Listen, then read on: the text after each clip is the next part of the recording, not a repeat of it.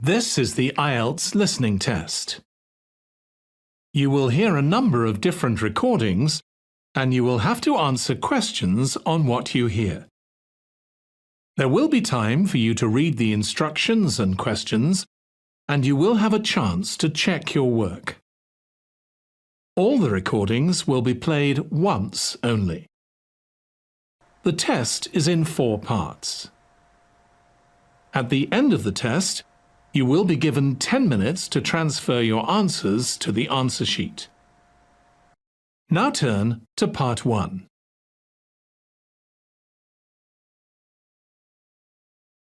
Part 1.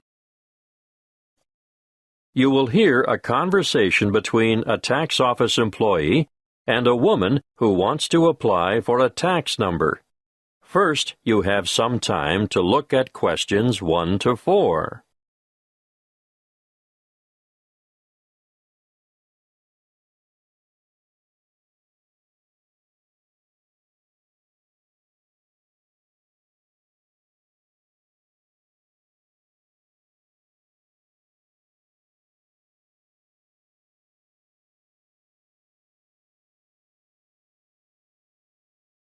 Now we shall begin.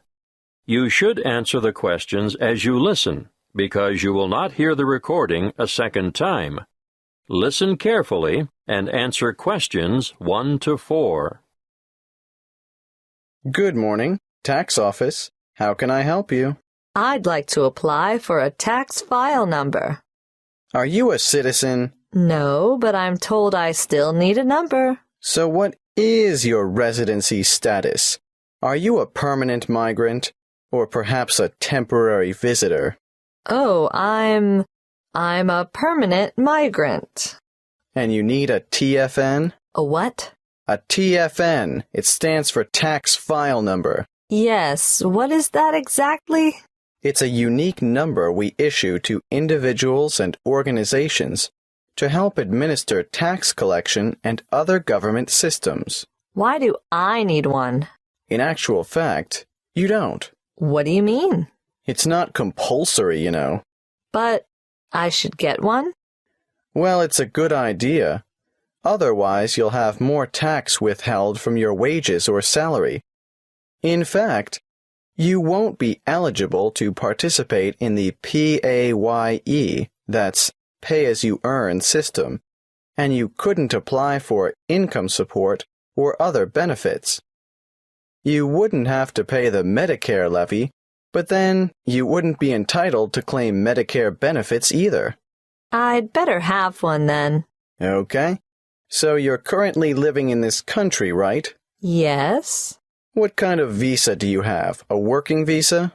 Well, I did have one because after my student visa expired, I went back home and worked for a year before applying for a job here. The job turned out to be permanent and full-time, and my employers wanted me to settle here. So now I have a permanent migrant visa. Now, once you have a file number, you never need to reapply. Even if your circumstances change, for example, if you get married or decide to take an English name, they'll even use the same one when you retire and apply for a government pension. I see. Have you ever had a TFN before? No. Right. Let's get on with the application process now. Before you hear the rest of the conversation, you have some time to look at questions 5 to 10.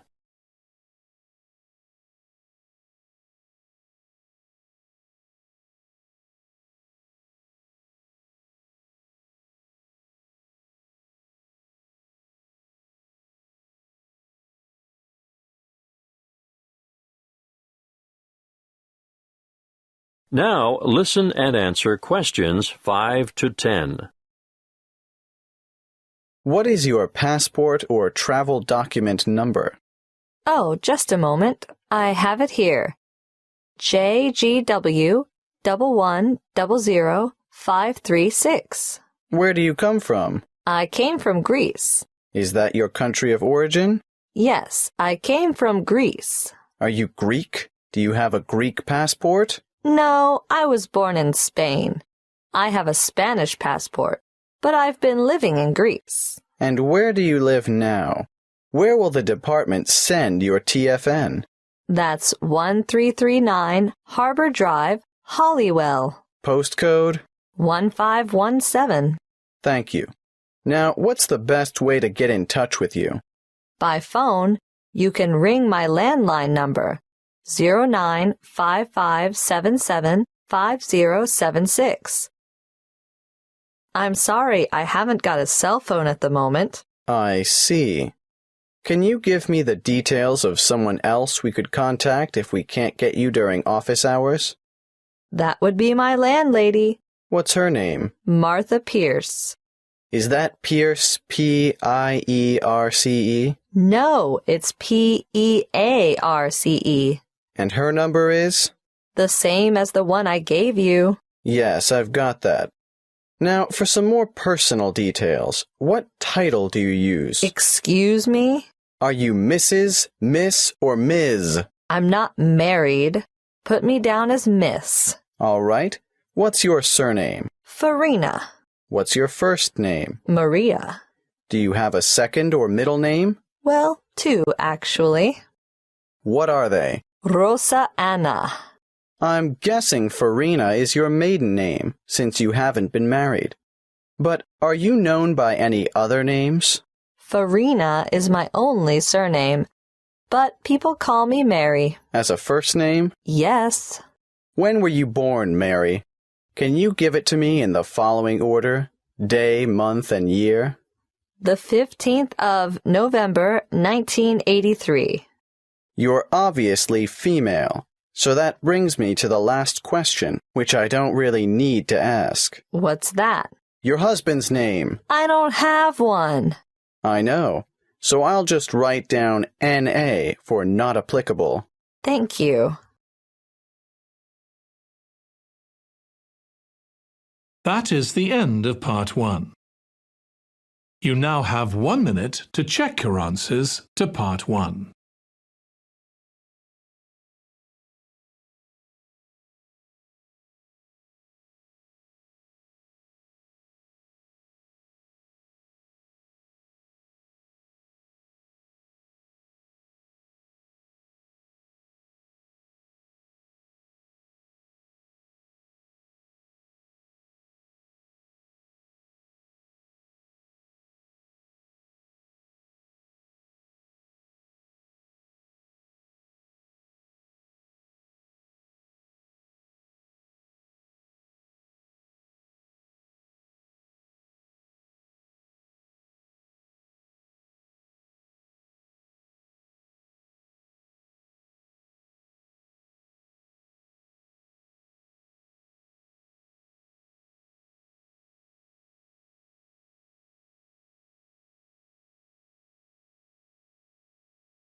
Part 2. You will hear a talk about keeping children safe on the Internet. First, you have some time to look at questions 11 to 16.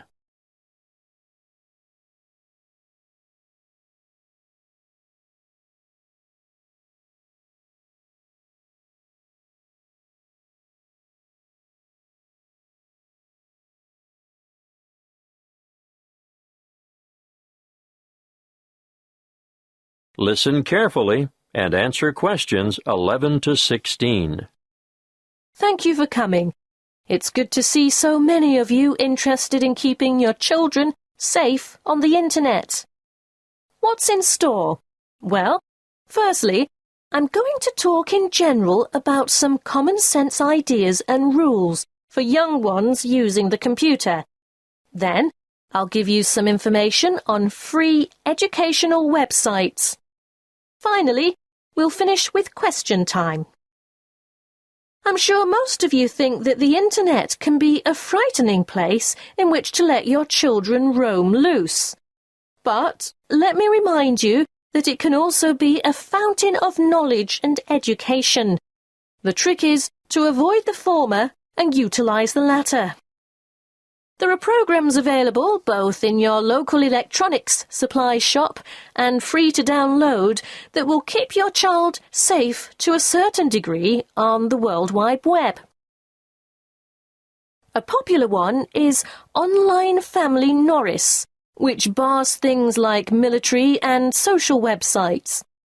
I wouldn't advise you to rely solely on a program to protect your family, though.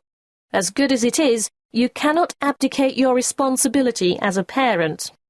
I'm sure you all know that, or you wouldn't be here. When all is said and done, the best way to keep children safe is to educate them and keep an eye on them. For this reason, you should make sure the computer which your child uses is kept in a communal space, where you can look over their shoulder from time to time. It is paramount that you teach them never to divulge their proper or full name, and to never provide personal information, such as where they live or what their phone number is. Tell them that online friends must remain just that, online, unless they are supervised. It is difficult, I know, to teach children about the dangers of the world when they are so naive, so trusting and innocent. But without going into great detail, you must alert them to the possibility that the people they are chatting with may not be who they say they are. It's also sensible not to give them their own email address until they are old enough to use the internet safely. So, all communication from websites will go through you. When they are old enough to use social sites like Facebook and MySpace, teenagers need to know that whatever postings they put on the web will remain accessible forever. Nothing is ever really deleted there. And embarrassing pictures or remarks may come back to haunt them one day. For instance, when they apply for a job, they could jeopardize their chances as the employer or human resources staff will look on the web to find out more about their potential employee, and they may be shocked by what they find there. Not the sort of stuff an applicant would want on his or her CV. It can also make them more vulnerable to bullying. Unfortunately, bullying on social sites is another thing to look out for, and I have to tell you, it's on the increase. It's a very difficult issue to deal with, but something that is more easily detected if the computer is kept in a family space. If we can put these negative issues aside, let's not forget that the internet is also a wonderful place for children of all ages. Teenagers may be mostly networking on social sites or completing research that they've been asked to do as part of their homework assignments, but younger children can get assistance with mathematics, spelling, and reading on a variety of free and paid-for sites. Before you hear the rest of the talk, you have some time to look at questions 17 to 20.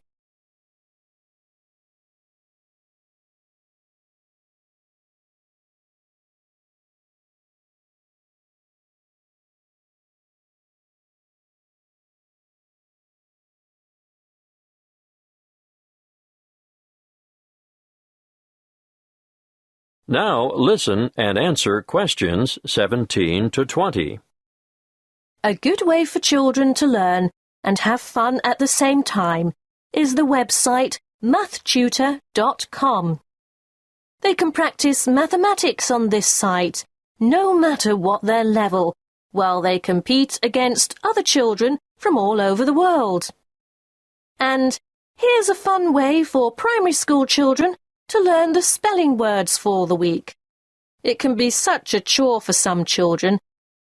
They just type them in and play games to learn them. What's that? The website?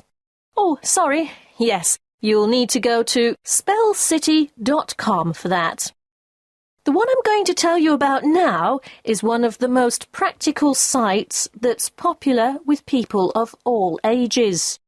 Children, or parents for that matter, can learn to touch type as they sing along with songs. And there's a variety of funny characters to help you enjoy yourself as you learn. In this day and age, typing is essential. Everyone should be able to type fast and accurately. So, go to beeb.co/typing and try it out. Don't just leave it up to the kids. Here's a site that parents can use to download worksheets to extend their children by giving them further practice. It's called coolresources.com, and I can really recommend it, particularly for middle school students. Now, are there any questions? That is the end of Part 2. You now have 30 seconds to check your answers to Part 2.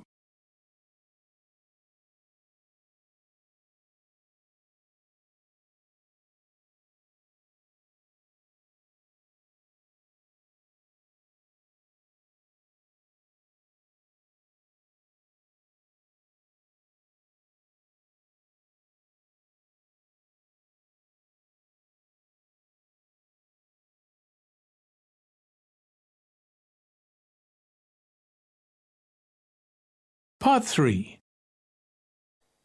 You will hear a conversation between two students in the education department who are discussing their first assignment.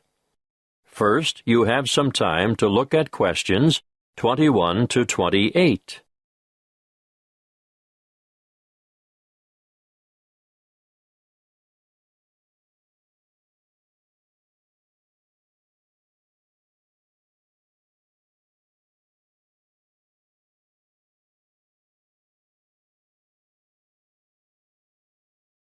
Listen carefully and answer questions 21 to 28.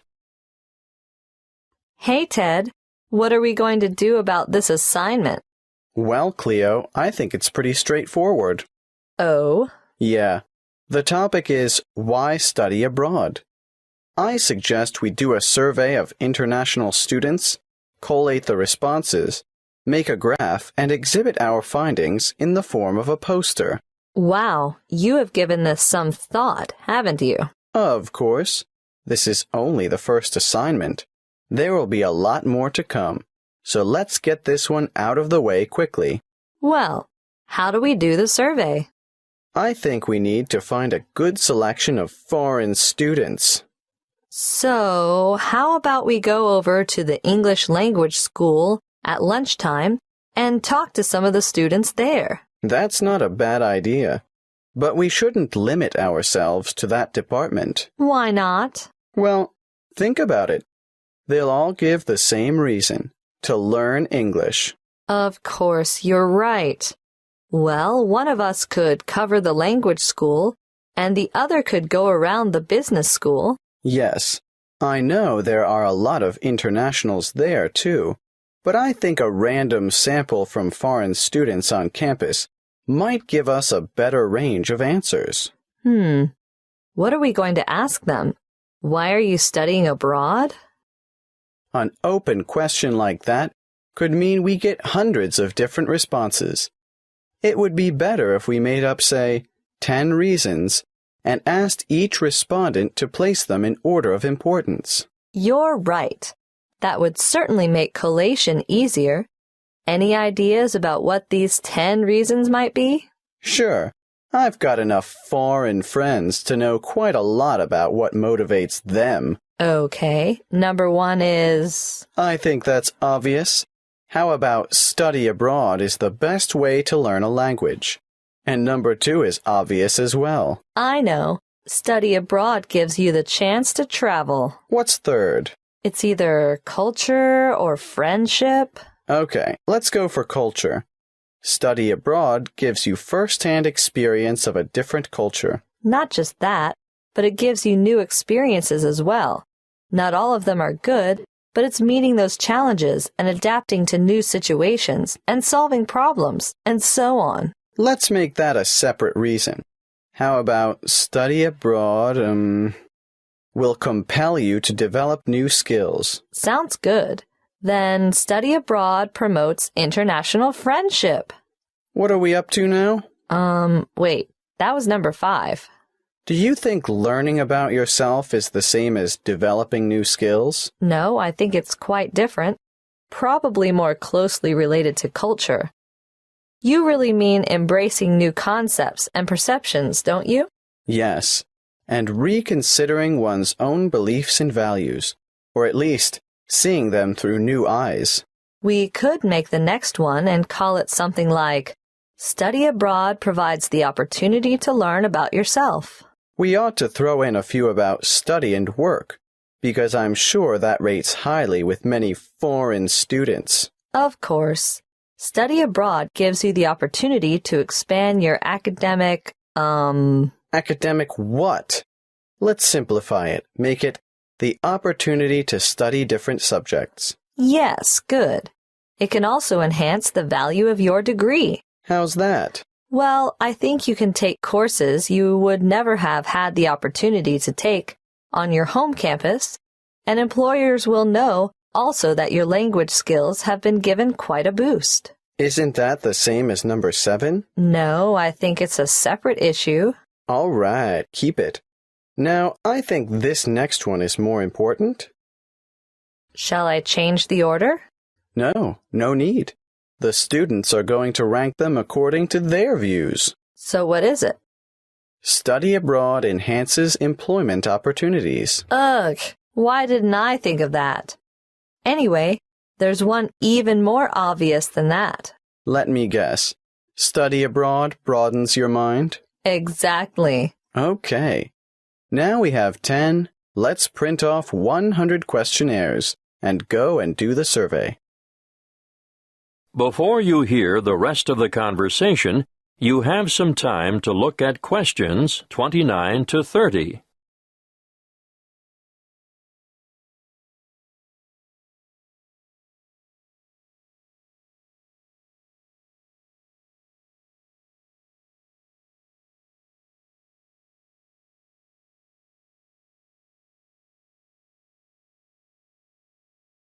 Now listen and answer questions 29 to 30. Did you hear about the National Geographic survey of American students between the ages of 18 and 24? Yes. It sounds as if they could benefit from study abroad. Did you know that only 1% of U.S. students currently study abroad? Anyway, back to that National Geographic survey. It was carried out internationally, and it was Sweden that came out on top. It's really amazing, isn't it? When given a map of the world, only 13% of American students were able to find Iraq, and the same for Iran. I know, and not surprisingly, I suppose, Afghanistan didn't fare much better. 83% couldn't locate it on the map. There must be something about that region. 76% couldn't identify Saudi Arabia either. But Asia didn't come off much better. Over half the students couldn't find Japan on the map. But do you know what's really incredible? Yes, I do. 11% of them couldn't even find their own country. It's no wonder the USA scored near the bottom, only 2 points above Mexico, which was ranked last. That is the end of part 3. You now have 30 seconds to check your answers to part 3.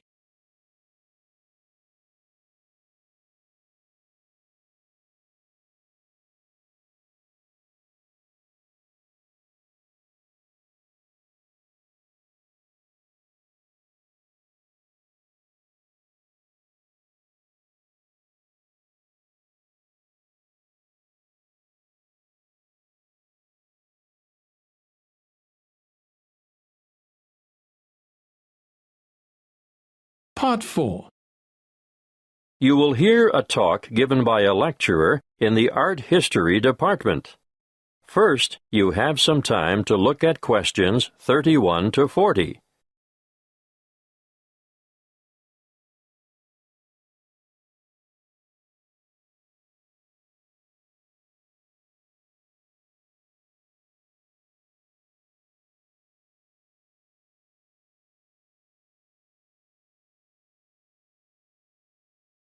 Listen carefully and answer questions 31 to 40. In this lecture today, I'm going to introduce you to an American painter, Charles Willson Peale. You may be familiar with his portraits, but did you know that he never even saw a painting till he was a grown man? He was born in Maryland in 1741. His father died when he was 9, and the family struggled financially for the next few years, and Charles became a saddle maker's apprentice. One day, he went to Norfolk for supplies, and there he saw paintings for the first time. He thought they were so bad that he felt sure he could do better, so he decided to make painting his career. In 1766, he went to London to study painting with Benjamin West. Whilst there, he painted this portrait in 1768. See Slide 1, Pitt as a Roman senator. Notice how elaborately symbolical this portrait is. The symbolism arises, of course, from Pitt's famous speech to the British Parliament, where he draws an analogy between the ancient Roman Senate's view of a barbaric Britain and the prevailing European view of the time of a barbaric African continent fueling the slavery trade. Perhaps you didn't know that the Romans used Britons as slaves. But I digress. Back to Peale. He returned to America and in 1772 painted the first ever portrait of George Washington. See Slide 2. In 1773, he painted a group portrait of himself, his wife, mother, brothers, sister, his old nurse, and an unidentified baby. Just look at the slide. This painting is simply called the Peale family. And you can almost feel the exuberance of the family and their warmth towards one another. He enjoyed great success as a portraitist prior to the Revolution, and served with distinction in the Revolution. During this time, he became friends with George Washington, Benjamin Franklin, and Thomas Jefferson. After the war, he continued to paint, and, when his wife died in the 1790s, as a result of her 11th pregnancy, he remarried. He had 17 children in all, naming the sons after famous painters or scientists. Although perhaps best known for his portraits of famous people, Peale liked novelty. Look at this slide of his two sons, Raphael and Titian, life-size, climbing a narrow stairway. This painting, The Staircase Group, 1795, was exhibited in a doorway as a trompe-l'oeil. And it is said that it did, in fact, fool the eye of George Washington. Even as far back as 1772, we can see his desire for difference in Rachel weeping. It's a rather macabre portrait of his first wife crying over the death of one of their children, their daughter Margaret. I'd like to show you one more slide to demonstrate his innovative approach. This is a portrait of his brother, James, sitting at his desk at night, with only his face illuminated by a lamp. This was painted much later than the others, in 1822.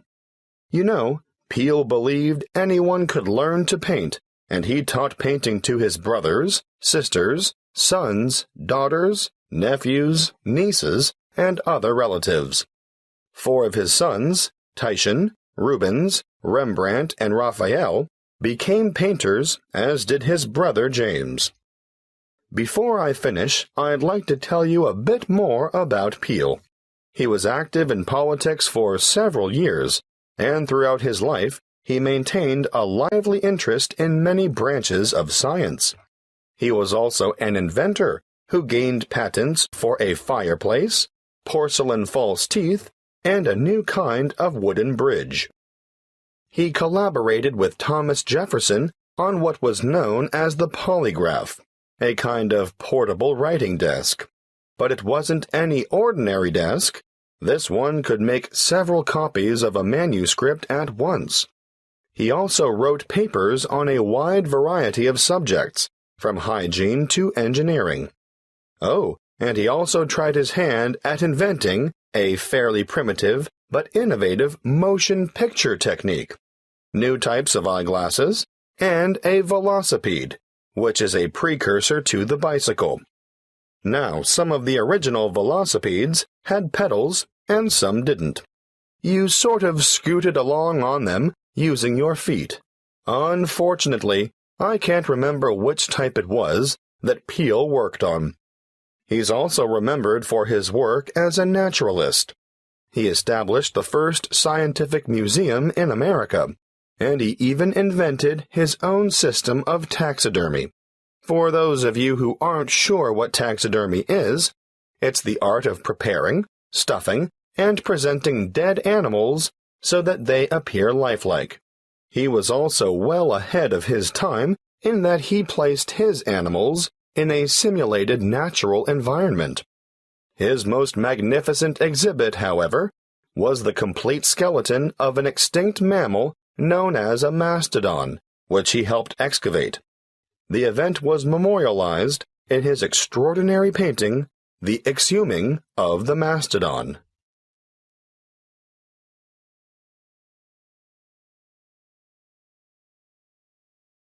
That is the end of Part 4.